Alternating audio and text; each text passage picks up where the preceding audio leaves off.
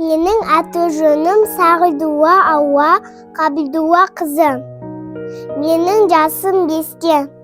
Мен Қасым Аманжоловтың туған жер өлеңін оқып беремін.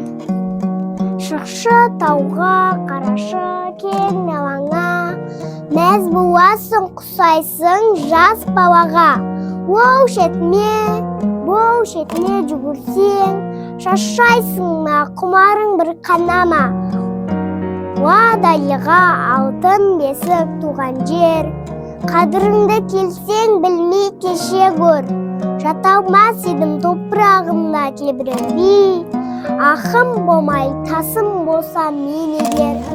Неткен байтақ, неткен ұлы жер едің, нендей күйге жүрегімді бөледің. Сенде тудым, сенде өстім мен, сенде өлсем, арманым жоқ, бұл дүниеде дер едім. Мен де өзіңдей байтақ едім, кең едім, қызығымда көріп еркін келем. Сен де аямай бердің маған барыңды, мен де аямай барын саған беремін.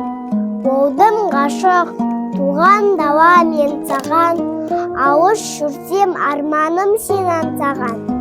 Жақын жүрсем мен төрінде рахаттым, алтын діңгек өзім туған босағам.